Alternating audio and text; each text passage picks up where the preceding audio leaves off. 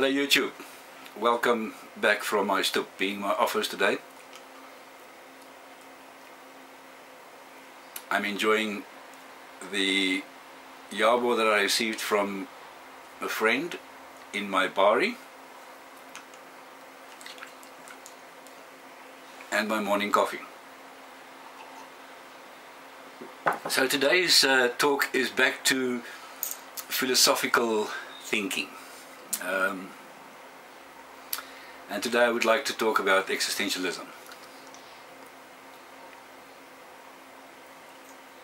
I'm currently reading a book by about Kierkegaard, the most notable Christian existentialist.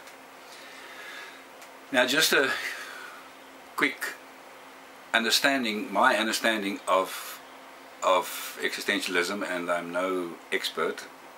My understanding of existentialism is that it is especially Paul Sartre was the most notable non-Christian one.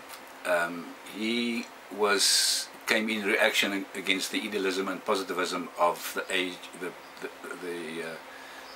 the Enlightenment period, and to him, a human being is not a human being, but by choice and actions he become a human being. Maybe the best example is to say a house, or essence, comes prior to existence. So a house exists already in the plan, although it's not yet being built. It becomes a house as the building process goes on. So that's kind of what Sartre thought about a human being becoming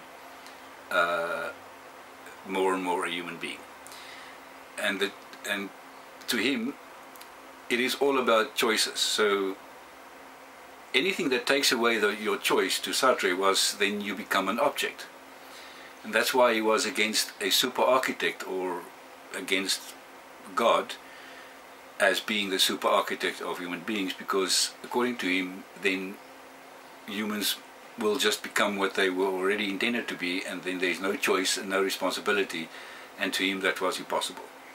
So he was against that. Kierkegaard, on the other hand, said he does believe in a super architect, because it's the only God is not human being, and he's the only other, not object, but the only other existence beyond human beings, and therefore he can be a super architect and does not take away your responsibility of choice and freedom. But yeah, okay, in any case. So for Sartre, there's no right and wrong. The right and wrong, or the ethical thing, is that you can choose, and that you should choose. And for Sartre, the result becomes that, or the consequence is,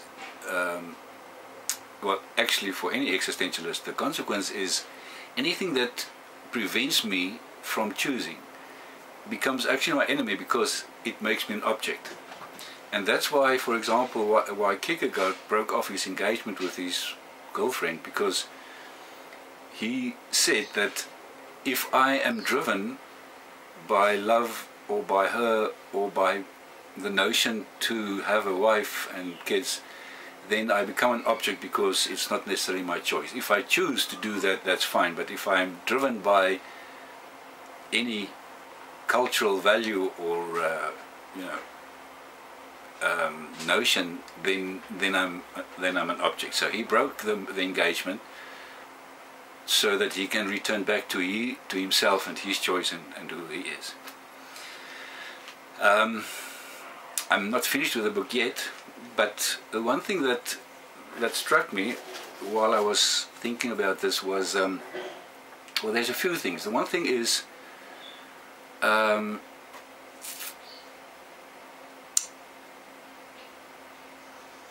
are we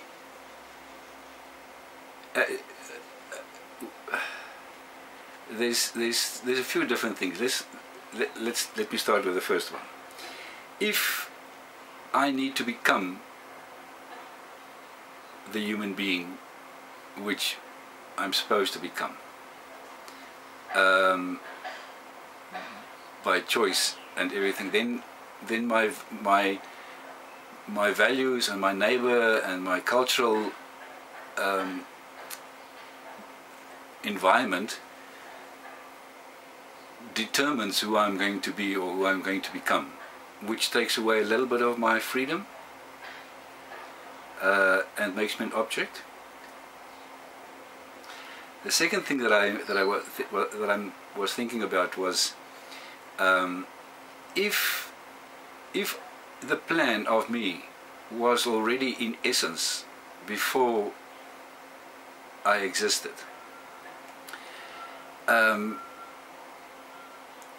was Sartre not correct to say then that we will just become that, whether we choose or not? So what if a spoon is going to be a spoon? There is no choice that a spoon has to make to become a spoon. He will be a spoon. So my daughter actually asked me, doesn't it then nullify the whole argument of responsibility? So Sartre says the one thing, but then why should you choose to become something if you already existed in the plan before that? So he contradicts himself a little bit there in a sense. Your essence before your existence. So your choice doesn't matter because your essence is already determined, predetermined. Yeah, so in any case, what I do think as a closing remark is that to us, to me at least, the existentialist perspective on worldview on human beings is not exactly the right thinking about human beings. There's positive things in it, but it's not necessarily the right thing, because we live in relationships with different things. But there are a lot of things that we can indeed learn and take from existentialism. And looking at the world we live in, I think that we do have a lot of existentialism in our thinking and in our choices and freedom and responsibility and churches and things like that. So, yeah.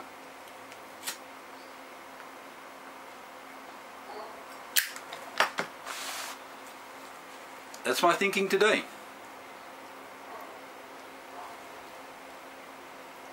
As I always say in my disclosure, I'm not finished yet. I'm still thinking. This is just where I am today. Tomorrow I might think totally different. Mind you, isn't that existentialist? To think and to change your mind and to take responsibility. Yeah, any case. Disclaimer, that's my opinion today, or my thinking today. It might change. Thank you for watching, and please join in the debate in the comments area. I always love to see how we discuss these things and join each other in the discussion. So please comment, and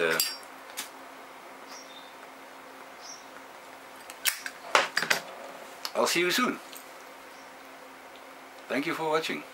Bye bye.